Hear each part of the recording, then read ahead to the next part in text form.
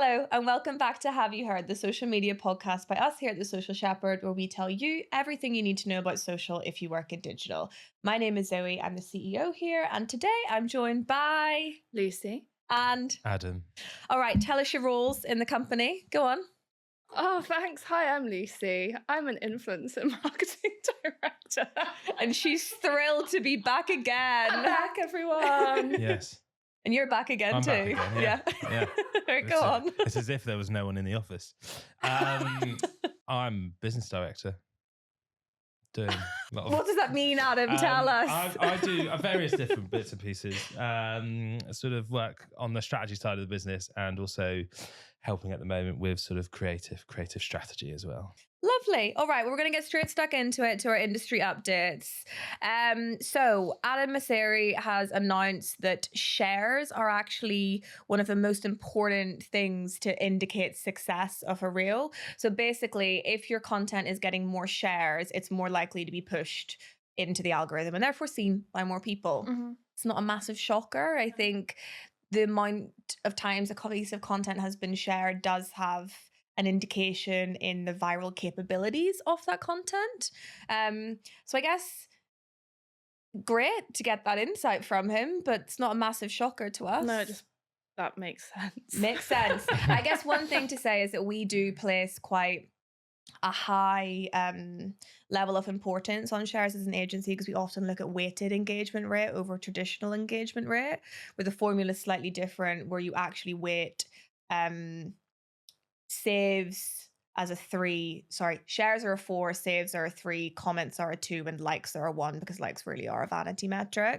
So we're kind of weighing the higher intent engagements higher, and then we can see which content has had the most value on it. So that's actually quite a good way for clients to look at stuff like that. But I think it's good because unlike Facebook or LinkedIn, you can see the shares there.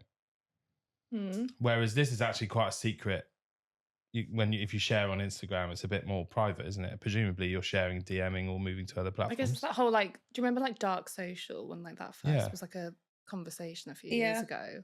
And it makes sense because I think, do you know what? Sometimes commenting on a post feels a bit embarrassing. It does. Do you know what? If you're not someone it's that really speaks, silly. If you're not someone that tweets and is quite opinionated on social, I even get embarrassed tagging people in competition posts on Instagram. Oh, yeah. I'm a quiet gal on that account.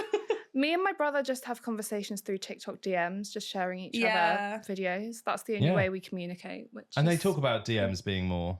Particularly for Instagram, they're going to be pushing that more. I think it's just, oddly, Instagram is becoming the community app, whereas people used to look at Facebook as a community app.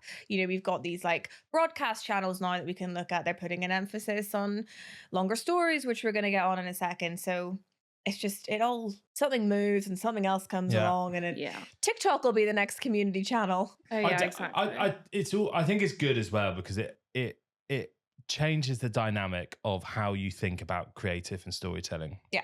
So if you think when they introduce reactions, I feel like people missed a trick with that sometimes, in that you could deliberately create a really sad or emotive piece of content. What, to get someone to react sad? Yeah, but at least John Lewis then you can actually track and mark the impact that's having. If you think you were doing something, I don't know, Nat Geo or something like that as a random example, around animal welfare or something like that, before all you could do as a reaction was like it, then you could actually react accordingly. And I think that gives a really great insight to human behaviors in terms of, have I got the reaction I want? And I think the same goes for, looking at it creatively, what emotionally am I trying to drive from someone? Obviously slightly different to this just being a share, but I think it demonstrates you only have the option of a like on Instagram. If your idea is to create word of mouth and in a way track virality without looking at the metrics that are available to everyone to see, I think it's a really great thing to put sort of, to be able to, for us to track, but also for a business to be going, no, we welcome this. To your point, community, we welcome you sharing this. We welcome, because, and it just makes it so that you can actually go, yeah, it's actually really good. It also just taps into consumer behavior, basically. The more people want to share it and do that, makes more sense. Random question. How, on platforms like Facebook and LinkedIn, where you can choose your reaction, how do you pause and think what reaction you're going to put on something before you do it? I do. Yeah, I think I do. Not Facebook, so I don't touch Facebook, unfortunately. Influencers don't really exist on Facebook, so she gets to avoid it. Yeah, LinkedIn, I definitely would. Like a little, when someone gets a promotion, I love to do a little like clap or the little heart. If it's, do you ever do like a really curious on LinkedIn? No. That's a weird one. Well, yeah. I can see you doing a curious. Yeah, I do. It depends what they're saying. Thoughtful. Or they're like, give love. But they're all quite positive on LinkedIn, though. Yeah, they are. Whereas reactions on Facebook, you can have angry. They are. So that's what I mean. Like you, and that's where I think potentially with these things, people miss a trick, because you could literally go out and be like, "This, I want." Social sentiment reporting really taps into the use of emojis, which is really, really helpful, actually. Right, we've talked about emojis for too long, so we'll move on. These, I'm just prefacing that these updates are new to me, so I am learning as we go. But TikTok has launched Fan Spotlight to boost music promotions. So obviously, it's a good thing that TikTok have finally established this new copyright deal with UMG. So that's made everyone's life a little bit easier on the platform. But the platform has announced a new fan spotlight for artists with Billie Eilish as the model, which will provide more ways for musicians to prompt engagement with fans through the app, helping to maximize their reach. I mean, it makes sense because TikTok is having such an impact on the music industry these days. Like, we really do see like people literally start their careers on that platform. Kind of similar to how like Justin Bieber started on YouTube, for example. We're kind of seeing that happen, but even more inflated on TikTok. Or maybe it feels more inflated to us because I was about 10 whenever that happened with Justin Bieber. So wait, so essentially it's like championing people who are on TikTok creating music. Well, it's like a music both. tab. So Fan Spotlight is a new artist feature which allows artists to showcase their favorite fan videos on their music tab. So they can engage with their audience better, which therefore is encouraging their fans to interact with them more. So if they release a track, you could then obviously click on that sound and see all of the people using that sound. But can you not use that already, right? Yeah, but then they can pin that to their feed or their channel. It's called their fan spotlight. So when you go on it, you've got a load of the fan ones. So I suppose it engages the communities to make, and then therefore more people playing using the song. It jumps. More people are going to jump on it. The other thing as well is from a fan's perspective, which I think is wonderful about this feature, is it creates such great social currency. Which a lot of social up until this point has been super passive if you're not a creator or very good at writing comments that people like and all that kind of stuff. Yeah, you could be making something super creative as a fan, or just be lip syncing or whatever and get social kudos from the person. And I think it sits on their feed for like 7 days or a week or something, or if they pin it and then they can update it and stuff. That's fun. I think it's nice. I mean, it's going to get ruthless as well with all the stands and everything. Just they're going to fight each other. Exactly. Next update is the Lately feature on Instagram. So they're testing this at the minute, but basically it's where next to where your highlights go, there'll be like another little button called Lately, and it will be a summary of your most recent stories. Which I think is nice. Yeah. I think it's saying in here that it extends the life of your stories beyond 24 hours, whilst also giving profile visitors more context as to the type of content that you post to your stories feed. That's really helpful for when we're reviewing influencer accounts and everything. Yeah, if you find someone new. Exactly. And that did also then make me think, because would Instagram automatically populate that? Well, that's what I'm trying to figure out at the minute. I don't think it's an option to have or not have it, and it's in testing at the minute. Is that correct, Maria? Okay, great. Because I wonder if you can select what you show there, because when it comes to us working with influencers, are they going to then keep their brand ads on that lately feature? That's or are so they going to be charging? Are they going to remove it? So Mariah's confirmed that it's in testing and you can turn it on and off and you can remove certain stories from it. So I wonder if it will become like another and an additional fee to keep this on my Lately profile. I know, it'll add more complexity to your influencer contracts. Presumably they're doing this then because posting is declining on feed, and then it's making your, like, using the people using stories more and all of that kind of stuff. And so, I mean, why can't they just be 24 hours? People aren't posting. Don't worry about it. Like, just...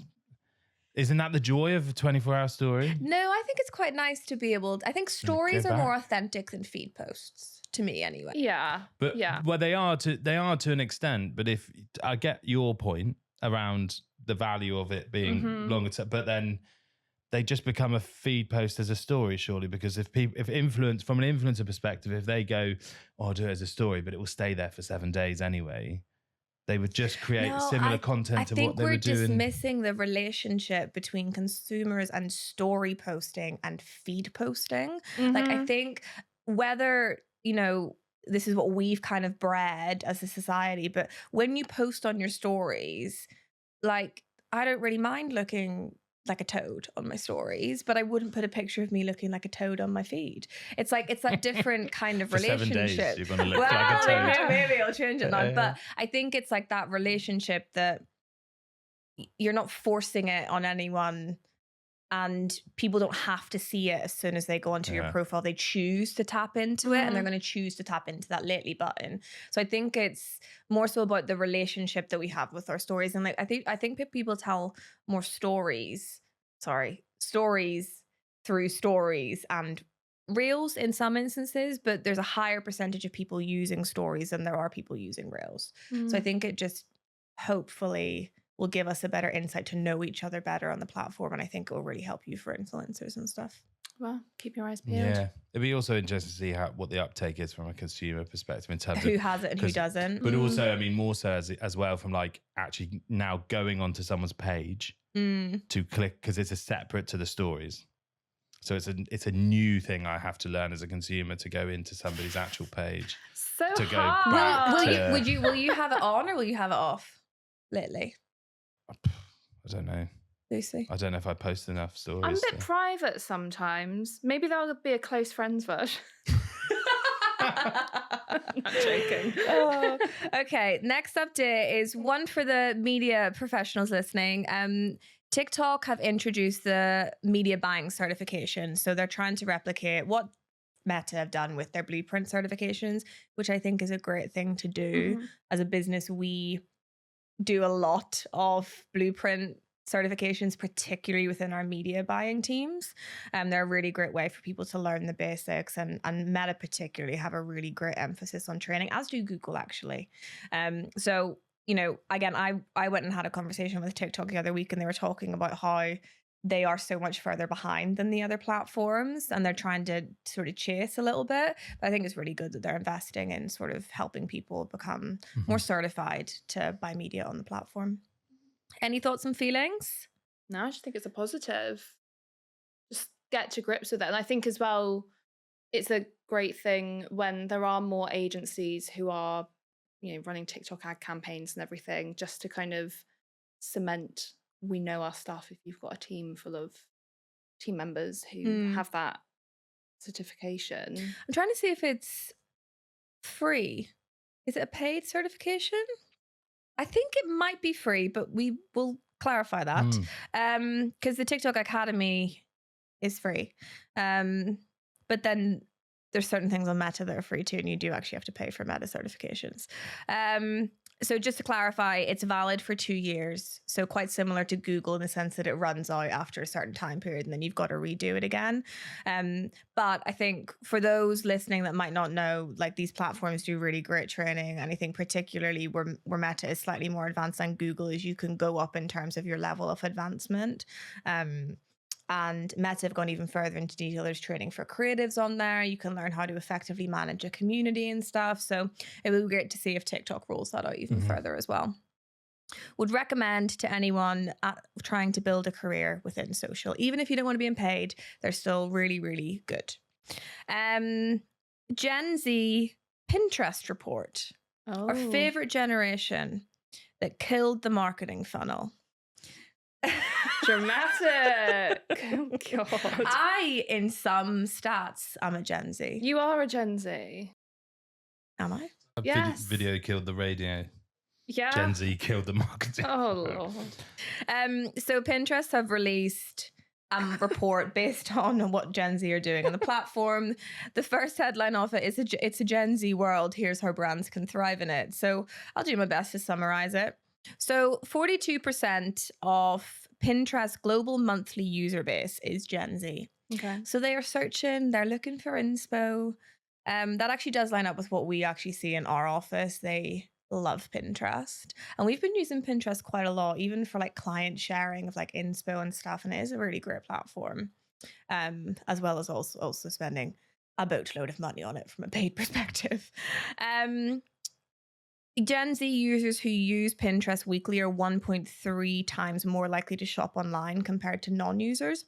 I think that makes sense, though. When you go to Pinterest, you're searching with intent. So if you're going to Pinterest to search for new ideas for your home, or I could search for a yellow dress, for example, I probably want a yellow dress. Yeah. So I'm not going to search on Pinterest unless I have some level of intent. Yeah. Although what people do tend to say is that on Pinterest, you're at the very start of that discovery of someone. So you're at the very, very top of the funnel. And that's actually sometimes why the platform struggles to get that last click attribution, because it's like the first thing someone goes to whenever they think of something, if you are a regular Pinterest user. And Gen Z searches are up 30% year on year for Pinterest. Mm-hmm. Love that. Yeah. I feel like that makes sense for where the upper end of Gen Z are within their life. You know, they're kind of starting, well, a portion of them are kind of starting that kind of getting a home, renting, like moving out for the first time. That's kind of what Pinny is kind of all about, really. Yeah. It's inspiration first and foremost, isn't it? And I think particularly say, you're Gen Z, say you're, I don't know, 20, you're at university or something, and you're becoming an independent adult for the first time and everything. So why did you look at me when you said that? I'm going to uni again. Yeah, back to uni. Back to drama school. Mature student coming in. But like, you're starting to try and figure out who you are, and maybe you're starting to like earn some money or whatever with a part-time job or whatever, and I don't know, I think it's quite a natural time when you're at that starting point of adulthood to start looking for inspiration to try. I'm not saying it does make you who you are, but it's a great space to kind of get that from, I would say. I have a really organized Pinterest. Same. I'm like meticulous with it. I bloody love it. I would probably say Saturday morning, I sit down on the sofa with a cup of coffee. I watch Saturday Kitchen, and I'm on Pinterest, and I love it. It's one of my favorite little things to do. I suppose there's probably also a level of the fact that it's a generation that have grown up with very visual. Yes. Whether it's video, whether it is, through TikTok, Instagram, whatever. So actually, if you think about what they're doing in searching, as opposed to Googling and then having a list of words, it's straight into a visual in context. Like that's so what they're used to in terms of what their shopping journey is like. It's completely different to, well, I suppose it's the same, isn't it? Like window dressing for us boomers that used to go out into the high street and you see products in situ where they're doing it like you say, it is their first home or whatever. Like, how do I find products that actually fit in this room and things like that? So I think it makes so much sense. The other thing as well is fair play to Pinterest. They kind of just been doing their thing in the background, and they were like the forgotten platform, but actually they just keep. But then they've become so, I think it's been a slow burn in some ways with like the amount of data they must have to then inform what that algorithm is for you on Pinterest. I remember years ago when it was very much just based on like who you followed and then what they were liking or whatever on Pinterest, whereas now it's so tailored to you, obviously, as all platforms are. But I respect Pinterest for just kind of being like, if it ain't broke, don't fix it. I was just looking there because your point was really interesting about Gen Z being such a visual generation, because I guess if we think about, you know, millennials and maybe above, where Twitter was kind of, and Facebook was statuses, very text-based platforms originally, and actually that's where those generations kind of came to life in social. So they're very comfortable with text, if that makes sense. Whereas actually you are right in the sense that Gen Z are a very visual and aesthetically driven generation, but actually the largest percentage of X users are between the ages of 25 and 34. So 29.63% of X users are there, and 28% are between the ages of 18 and 24. This is quite big. Quite big, but all the platforms, I mean, are skewed towards that age range to be exact. But yeah, just thought it was interesting to kind of delve into. I think the thing that we've got to bear in mind is that on Pinterest, more people are active on that platform than they are posting content themselves. If that, it's more of like a pinning, like, community. And then on Twitter, a lot of people are voyeurs as well. A lot of people don't tweet and they just sit and listen to conversations. So I think sometimes when we delve into the demographics, it's okay, who's on the platform, but who's actually partaking on the platform as well. Lovely. And then our final update is TikTok has changed. Oh, TikTok Changemakers program. Sorry, they haven't changed anything. They're inspiring meaningful change through the TikTok Changemakers program. So TikTok creators in the US and around the world create a positive impact on and beyond the platform. Building our ongoing commitment to foster a global community who's passionate about using hashtag TikTok for good, we're honored to introduce TikTok Changemakers program, our first ever global social impact creator elevation program that spotlights creators and nonprofits who create meaningful change in their communities through TikTok. Throughout this 6-month program, we will support these creators to build engaged communities, reach new audiences, and unlock the real-world opportunities through dedicated tools, resources, and donations to the designated nonprofit organizations, which will allow them to drive even greater impact around their causes. Basically, they're just trying to support nonprofit and people that are trying to create good change, which I think is always a great thing to do. Yeah. Thoughts and feelings? I mean, it's similar to when we were talking last week about the Instagram creator sessions that they're doing in terms of like highlighting specific taking creators, a stance. And I think if you've got a global platform, it's quite nice for the platforms to actually be recognizing people that are doing good. Yeah. And also there is an opportunity to have a positive impact outside of just streams of content that, you know, sit one way or another, and it's just different way of connecting and engaging with people. Yeah, it's quite sweet here. It's like people just like educating about like different cultures, like all very respectful, it seems to be, because I think sometimes when you do these like change maker programs and stuff, sometimes it's hard to know where to stop, and you can kind of end up with like political situations going on that maybe isn't like, it's not really a platform's place to dictate that. It shouldn't be. But yeah, it seems quite sweet what they're doing, and I think it's a really lovely thing. So well done, TikTok. Well done. Okay, we're finished with our updates. Hopefully you're prepped and ready for the week if you're listening. Yeah. Change. One of the things I wanted to speak to you guys about, particularly we've got you, Lucy, on the platform, and Adam, you've obviously got a plethora of experience in influencer marketing as well. ASA. So I'm not going to name names because I think that's mean, and we don't need to cause any hate on here. But there are a few influencers, and there's been a few influencers on TikTok where they've kind of been going after influencers that they don't feel are following ASA regulations. And something that actually wasn't picked up by the ASA has now been picked up as a result of one of these influencers. So I think this is going to be really confusing to anyone listening to this. We need to get an influencer count on the... Yeah, how many times can we say sorry? But I think the conversation I want to have with you guys is, you both, particularly you, Lucy, work day in and day out with influencers, so you know these regulations. Do you feel like they are clear enough for influencers to use? Like, is there a world where we can give them any slack for whenever they're not doing the correct things? I mean, I would say they are actually fairly clear. Yeah. But massively misused, like all the different labeling. Didn't we do a podcast months ago about, what was it? It was something to do with the most viewed podcast the Social Step has ever done, or was one it the of other the one? most viewed podcasts. There was something we did where we did one about brand building. Yeah, influencers brand building. There was a report by Cork around misuse of ad and gifted and all these kinds of things. Because basically, if you're gifted something and you post about it, you need to put ad.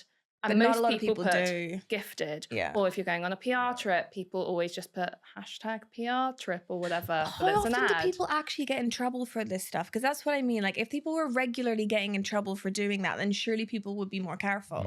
Yeah. Probably not a lot. I think that because we have it on some from a brand perspective, where I know this is more influencer led, but like where it does get confusing as well, and I don't know if it's the same with the influencer stuff outside of just the brand stuff, is what ASA guidelines are sometimes doing now, and where it becomes blurry is that you can be posting something which may be age restricted on Instagram, but they're also checking your audiences on other channels. Yeah. And that's where I think sometimes it's really confusing, because it's like, well, I'm not using that channel, I'm using this one. And then it's not just about I think we were looking at it. I think Gary Neville got called up for doing something with a bet with Sky Bet, and he was actually pulled up for it because his audience on Twitter was, and it had nothing to do with Sky Bet and his audience, but they watched Sky Sports or something. Like, it was just a mess of why he was called out. And then on TikTok he had a younger, and it's just it's chaotic in some cases like that. TikTok profiles, it's really hard for them to work with any brand that has any level of like age restriction behind it, like alcohol, gambling. What else? There's too many. Cool. Like anything sexually oriented probably has that on it. But because TikTok audiences, it's ambiguous. They don't actually give you the full range of data in there. Yeah. So basically, if you have a TikTok profile, you're probably not going to be able to work with any of those brands, because you're going to be skewing incorrectly, particularly if it's a large portion of your total social audience. I feel like, though, from an influencer perspective, it's pretty clear that if you're working with a brand, I think the complicated thing in the situation that you were talking about was the individual was essentially owned the business and that's where it's really hard, because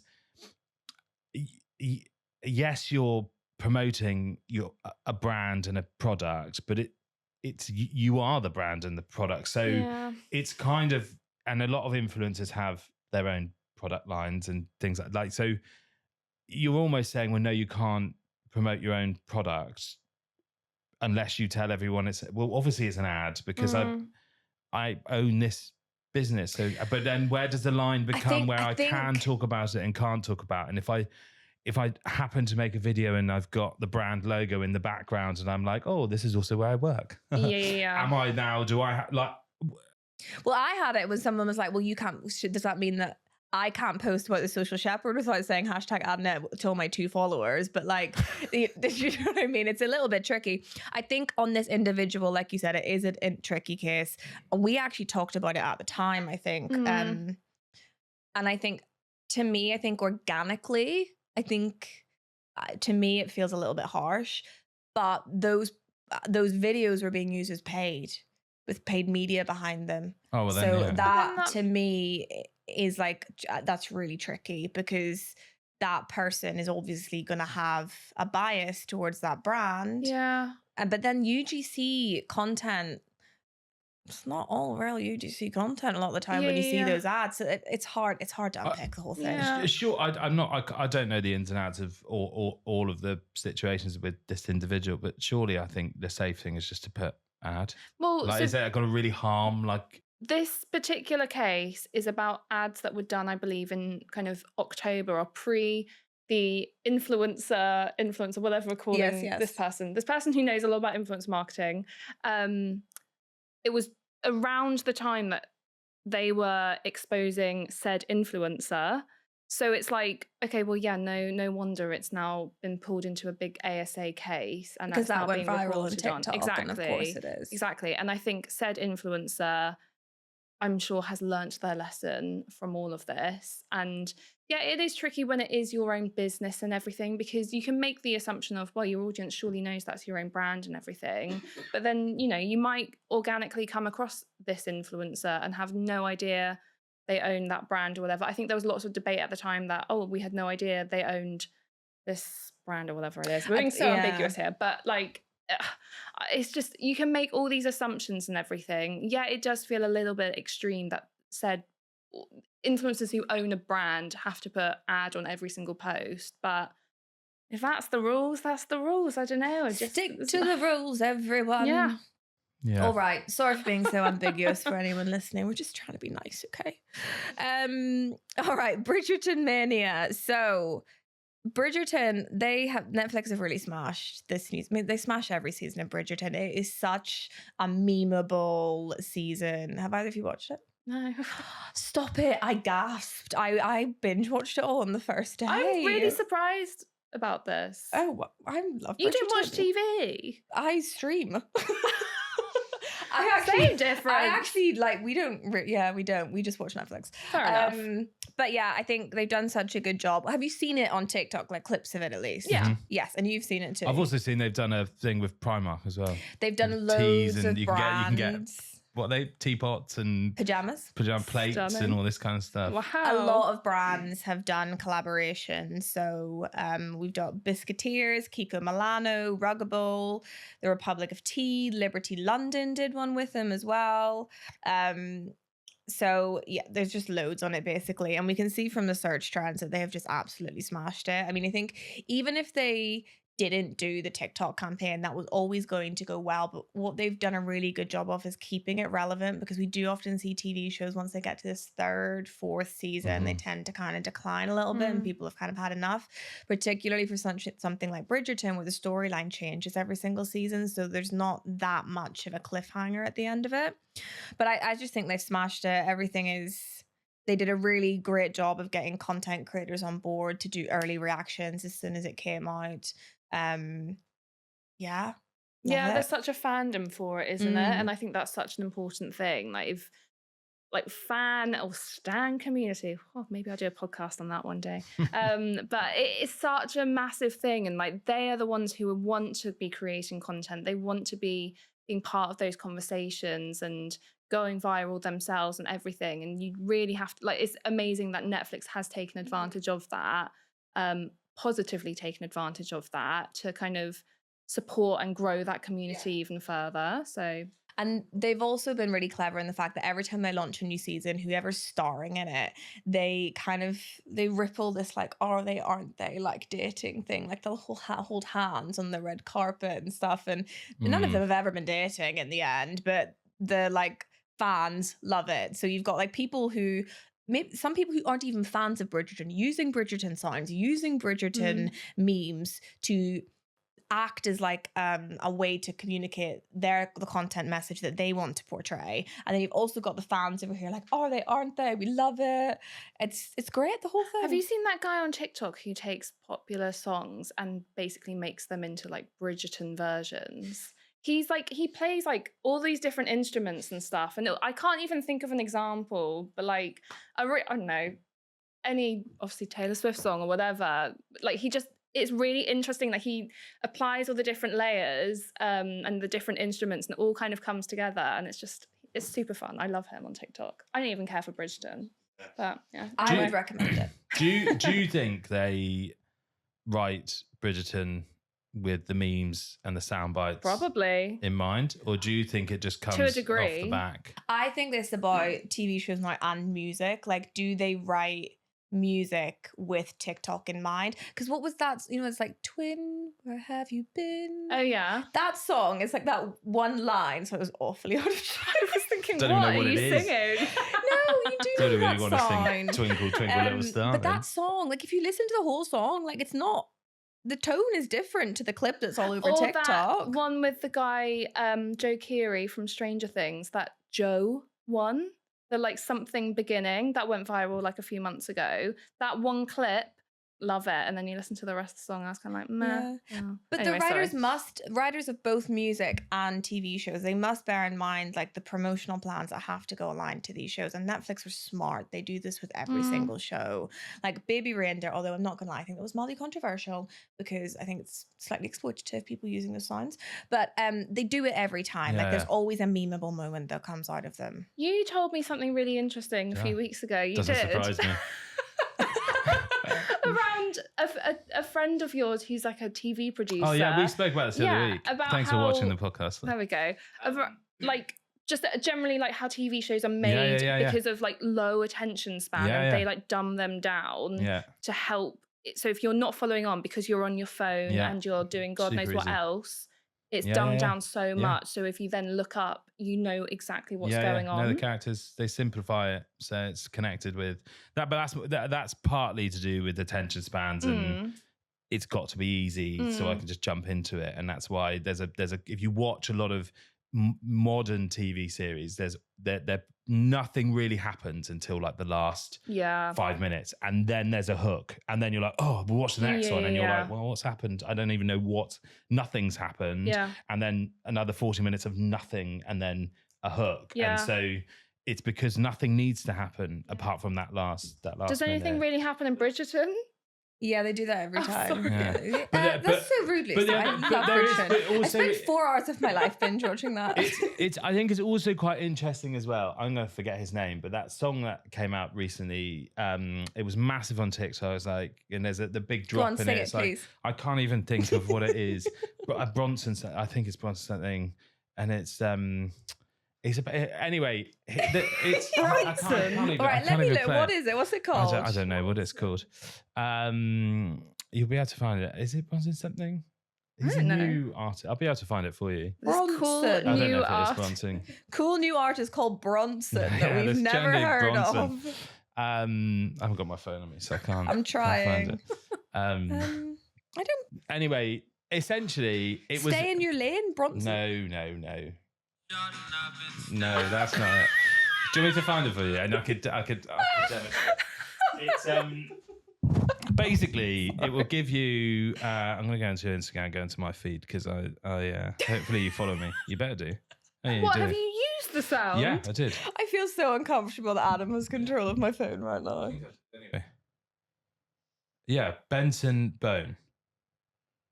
Let me use it. Oh, what's going on here? Oh no, I don't want to do that. What are you doing? So over there. I'm just trying to play the sound. Oh yeah. Yeah, and then there's like that. Anyway. Really popular viral sound. Beautiful Things it's called. But the interesting thing about that was, and the reason why I raised it, you can play it all in post, I'm sure, is that what has happened is people are the same way TV shows are being changed and written, is Instagrammers or like these online music artists are writing songs that have like a big drop in them because people are using that clip. Yeah. And actually when you listen, like if you think of old song, like classic, I don't know, get like any Westlife album, McFly from like 2000. Like literally any album, they're all written the same way where you've got verse, chorus, verse, bridge. A-level music, they taught me that.